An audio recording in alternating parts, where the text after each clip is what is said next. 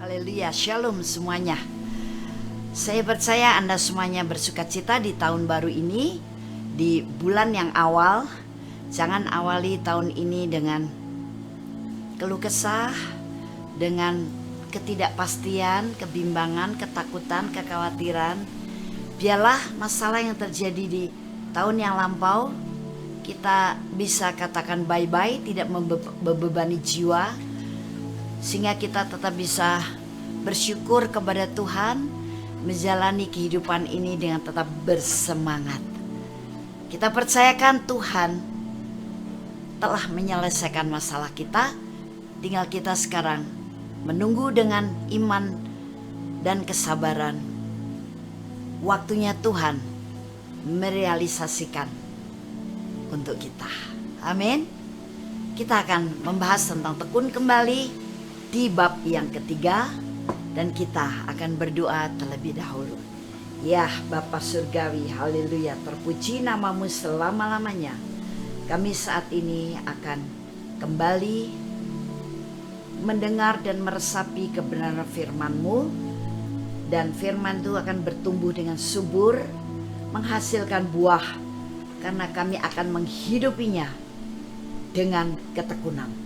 Terima kasih Bapa Surgawi, dalam nama Tuhan Yesus kami berdoa. Haleluya, amin. Baik, Kisah Rasul pasal 2 ayat 46 dan 47 yang akan kita jadikan landasan untuk pembahasan tentang ketekunan di minggu ketiga ini. Demikian firman Tuhan. Dengan bertekun dan dengan sehati mereka berkumpul tiap-tiap hari dalam bait Allah. Mereka memecahkan roti di rumah masing-masing secara bergilir dan makan bersama-sama dengan gembira dan dengan tulus hati sambil memuji Allah. Dan mereka disukai semua orang, dan tiap-tiap hari Tuhan menambah jumlah mereka dengan orang yang diselamatkan. Wow, ini satu hal yang sangat luar biasa. Bagaimana kesatuan hati kelompok umat Allah atau komunitas umat Allah atau kita sebagai umat Allah akhirnya menjadi berkat bagi banyak orang. Dipandang kita berbeda dengan orang-orang lain, orang dunia. Artinya kita menjadi kelompok orang yang lebih berkualitas, lebih baik, lebih memberikan kenyamanan, damai sejahtera, dan menarik perhatian orang-orang dunia.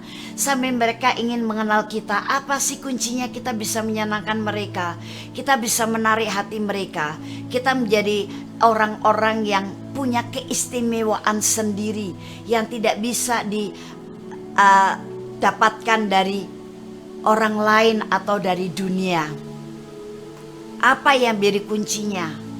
Mereka sampai bisa tertarik seperti itu, dan akhirnya dikatakan di sini Tuhan menambahkan jumlah mereka dengan orang yang diselamatkan. Artinya Tuhan membuat banyak orang mengalami pertobatan. Karena apa? Karena apa yang dilakukan oleh murid-murid Tuhan yang pertama itu. Apa yang dilakukan mereka? Berkumpul dengan tekun.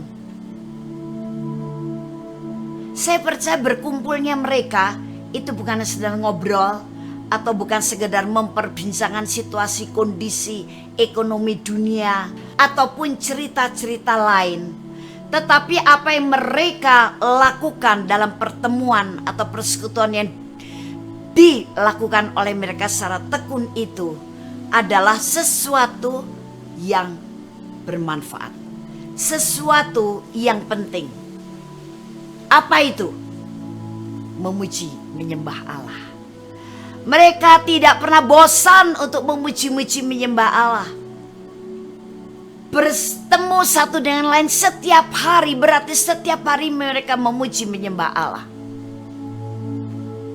Apa yang keluar dari hatimu dan engkau senandungkan dari mulut lidah bibirmu setiap hari?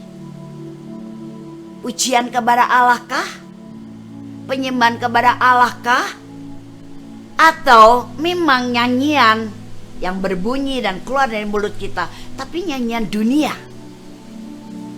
Saudara, kalau kita sudah dilahirkan baru secara sungguh-sungguh, sebetulnya hal dari dunia itu tidak menarik hati kita lagi. Bahkan kelahiran baru itu membuat hati kita menjadi bait Allah yang kudus, sehingga roh kita atau hati kita terus akan mengalirkan aliran-aliran air hidup. Dan di dalam aliran air hidup itu, di situ ada pujian. Di situ ada roh penyembahan kepada Allah secara otomatis. Dan ketika mulut kita memuji Tuhan, entah itu berupa menjadi satu susunan lagu yang punya irama yang indah, atau berupa sebuah mazmur, atau hanya berupa kata-kata, tapi kata-kata pujian kepada Dia. Kalau kita sudah dilahirkan baru, Roh Kudus itu akan mengalirkan hal itu secara otomatis, sehingga keinginan hati kita sekarang hanya terarah ke sana. Ketika mulut kita mengeluarkan pujian kepada Tuhan, rasanya ada damai sejahtera, bahkan rasanya ada kekuatan baru, ada semangat yang hidup, ada gairah, ada pengharapan yang menyala lagi, bahkan ada kekuatan di dalam tubuh kita, ada sukacita yang terus bergerak dalam hati kita.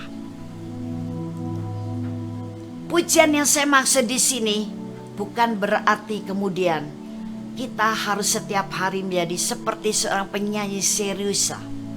Walaupun penyanyi serius itu memang suaranya luar biasa, tapi artinya dari hati kita meluap keluar mulut itu adalah satu suara yang berisi sanjungan kepada Tuhan, pujian kepada kehebatannya, rasa kekaguman kita, rasa cinta kita yang kita ungkapkan. Haleluya. Walaupun mungkin saat itu sedang ada masalah di hadapan kita, tapi mulut kita bisa mengalirkan hal seperti itu.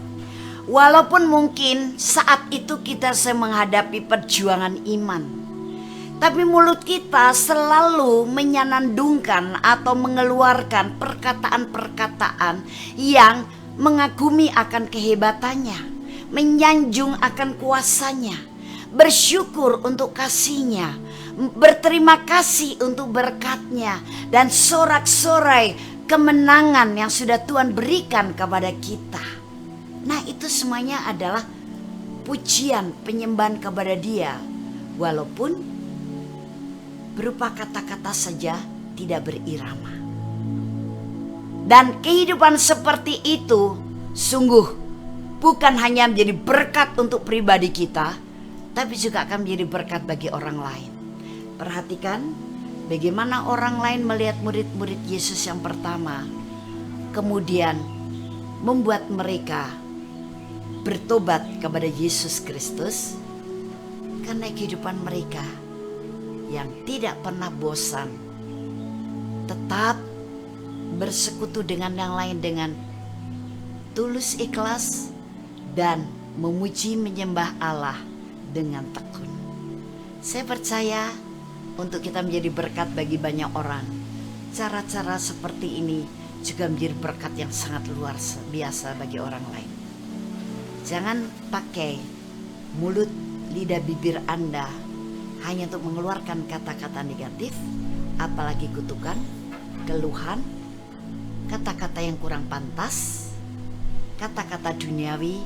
Tapi mari, kata-kata yang merupakan pujian, pemujaan, penyembahan kepada Dia, Tuhan yang hidup, yang luar biasa. Amin. Kita berjumpa pada minggu yang keempat. God bless you.